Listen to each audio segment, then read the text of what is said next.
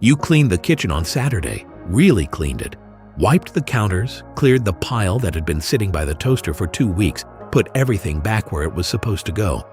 And for a moment, it felt good. It felt like you had finally caught up. By Wednesday, you walked in, and it looked like you had never touched it.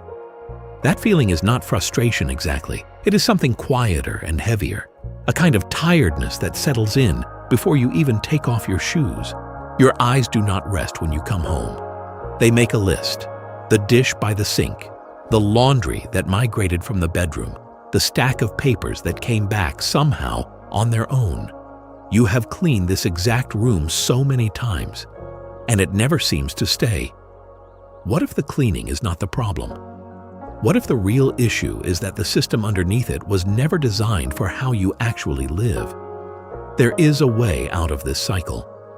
Not a weekend of deep cleaning, not a new bin from the storage store. Something quieter than that, a shift in how you think about your home. And when that shift happens, something changes.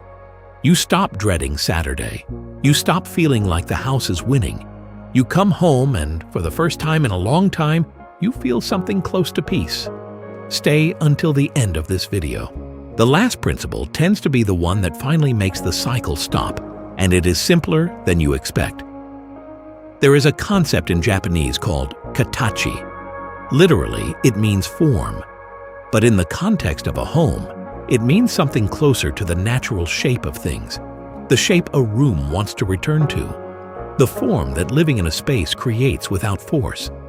Most of us have been trying to impose a shape on our homes, a shape we saw in a magazine or bought a new organizer to create. Katachi asks a different question. What is the natural shape of your home, given how your life actually works? When your home has its own honest form, maintaining it stops feeling like a fight. The first thing worth looking at is what you might call the return problem. Every object in your home is looking for a place to land. If it does not have one, it lands somewhere temporary, and temporary becomes permanent, and permanent becomes the pile by the toaster. This is not a discipline problem. It is a design problem. Walk through one room and ask yourself honestly, does every object here have a home it can reach in under 3 seconds? Not a perfect home, a real one. The ones that do not have an answer are the ones creating the cycle. The second thing is what happens before you buy something new. Most people who struggle with clutter have at some point bought organizers, beautiful ones sometimes.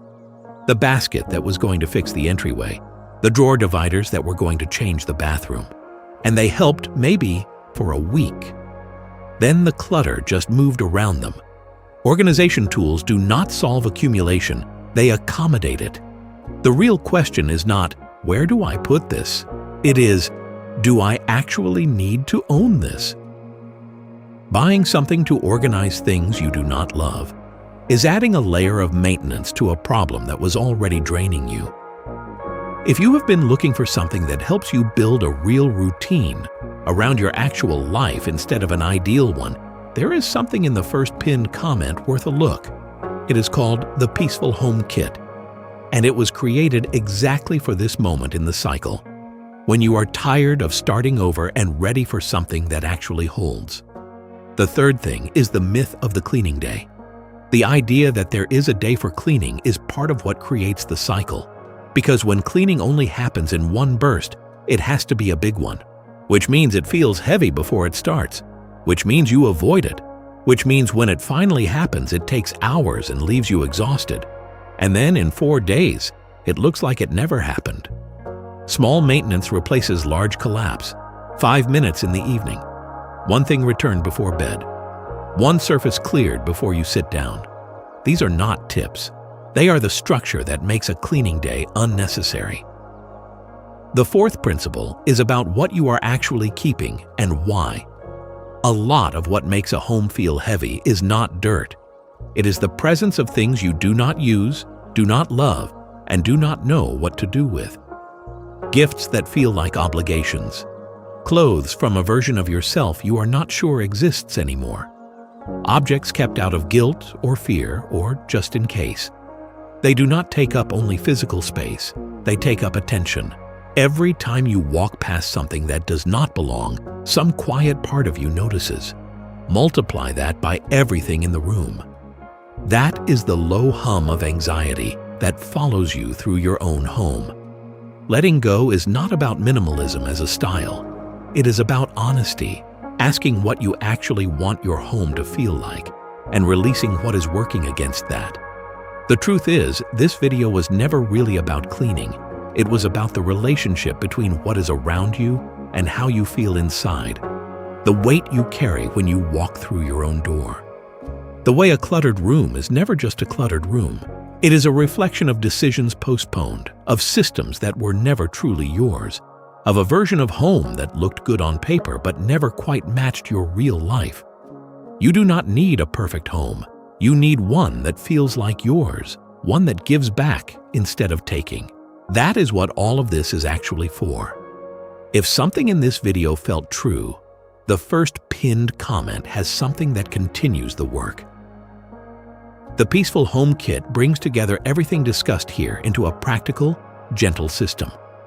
The Daily Planning Assistant adapts to your real day, including your available time, your energy, your priorities, so you always know exactly where to start without the paralysis. The Home Maintenance Tracker replaces the exhausting cleaning day with small, consistent habits across daily, weekly, and monthly rhythms. The Letting Go Planner helps you work through the emotional weight of objects gently and without guilt. And the 21-Day Challenge builds new habits slowly in a way that actually holds over time. You will stop feeling behind before you even begin. You will stop re-cleaning the same room week after week. And when you come home, you will feel something you have probably been chasing for a long time. Quiet, ease. A space that finally feels like it belongs to you. It is in the first pinned comment. Go take a look. And whatever you carry into this week, may your home be a little lighter because of it.